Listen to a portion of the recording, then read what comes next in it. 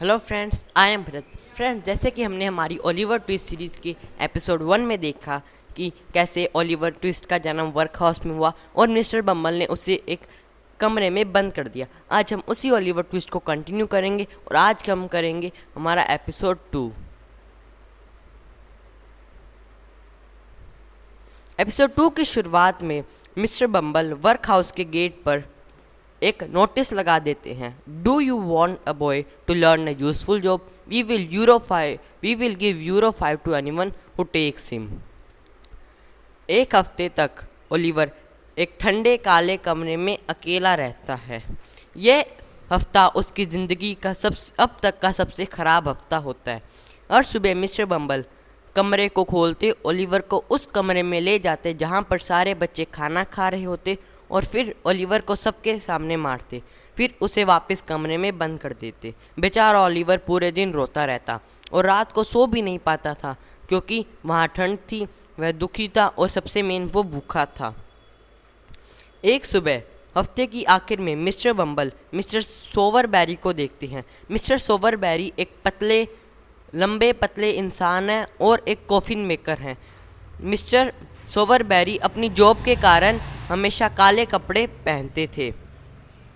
Mister सोवरबेरी बहुत बार work house भी आते थे क्योंकि बहुत गरीब लोग वर्क हाउस में मरते थे। मिस्टर बम्बल मिस्टर सोवरबेरी को अच्छी तरह से जानते थे, तो मिस्टर बम्बल मिस्टर सोवरबेरी को नोटिस दिखाते हैं। मिस्टर सोवरबेरी कहते हैं, मुझे एक लड़के की ज़रूरत है अपनी दुकान पर काम करने के लिए। फिर दोनों अंदर अरेंजमेंट बनाने के लिए जाते हैं। फिर मिस्टर बम्बल ओलिवर के साथ मिस्टर सोवरबेरी की दुकान पर जाते हैं।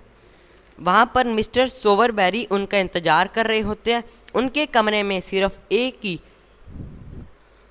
ही छोटी कैंडल से सारी लाइट आ रही थी।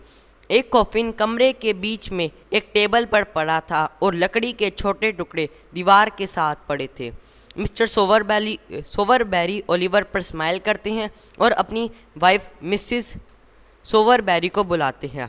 मिसिस सोवरबेरी, क्या तुम यहाँ आओगी डियर?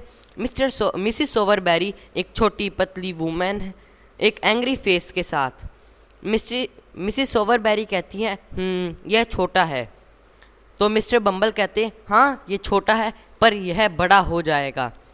फिर मिसिस सोवरबेरी कहती हैं, हाँ हमारे खाने और पानी पर, हंसते हुए।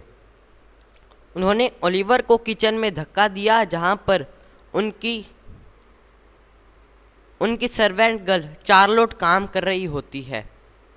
चार्लोट, ओलिवर को उन मीट के टुकड़े दे दो जिन्हें कुत्तों ने ना खाया हो, मिसिस सोवरबेरी कहती हैं। पहली बार ओलिवर ने मीट टेस्ट किया और उसने कुत्तों का खाना झटपट ख़त्म कर दिया।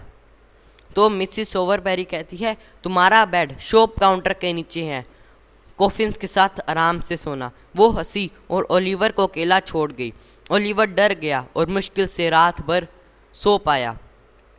सुबह सुबह ओलिवर को किसी की डोर किक करने की और चिल्लाने की आवाज़ आई।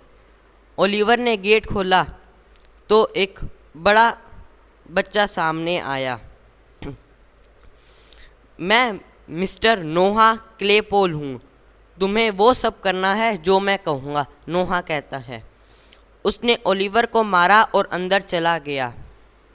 ओलिवर का काम मुश्किल था पर मिस्टर सोवरबेरी ओलिवर की तरफ कायम थे। जब नोहा ने इसे देखा तो वह जेलस हो गया। वह ओलिवर को हमेशा परेशान करता रहता। एक दिन दोनों किचन में थे तो नोहा ओलिवर को रुलाना चाहता था। उसने ओलिवर के बाल खींचे और बहुत कुछ किया लेकिन ओलिवर नहीं रोया। तुम्हारी माँ कैसी है? नोहा ने पूछा। वो मर गई, ओलिवर ने कहा। नोहा ने सोचा कि ओलिवर रोने वाला है। फिर नोहा बोला, मैंने सुना है कि तुम्हारी माँ एक बुरी औरत थी। यह बात सुनकर ओलिवर को आया गुस्सा। उसका मुंह लाल हो गया और वो नोहा पे चढ़ गया। नोहा चिल्लाने लगा, चार्लोट, मिसिस सोवरबेरी, हेल्प, ओलिवर मुझे मार रहा है। दोनों चार्लोट और मिसिस सोवरबेरी किचन में आई और ओलिवर को मारा। चार्लोट ने ओलिवर को कमरे में बंद कर दिया जब तक मिस्टर सोवरबेरी घर पर नहीं आए। जब मिस्टर सोवरबेरी घर पर आए तो मिसिस सोवरबेरी ने उन्हें बताया कि क्या हुआ है। तो मिस्टर सोवरबेरी ने भी ओलिवर को मारा और उसे बिना खाने के भेज दिया। दुखी ओलिवर बहुत देर तक रोता रहा। फिर उसके दिमाग में आइडिया आया। उसने सोचा वह लंदन जाकर काम करेगा। जैसे ही रोशनी हुई, ओलिवर ने सामान जो कि उसके पास था, एक शर्ट, एक ब्रेड का पीस, एक पेयर ऑफ सॉक्स और एक पेनी, उस सब को उसने एक रुमाल में बांधा और धीरे से दरवाज़ा खोला और वो भाग गया। इसी के साथ ही हमारा एपिसोड 2 भी एंड होता है। फ्रेंड्स, अगर आपको ये वीडियो अच्छी लगे तो प्लीज़ मेरे चैनल को सब्सक्राइब करना, वीडियो को लाइक और शेयर करना ना भूलें। Thank you very much. Have a good day.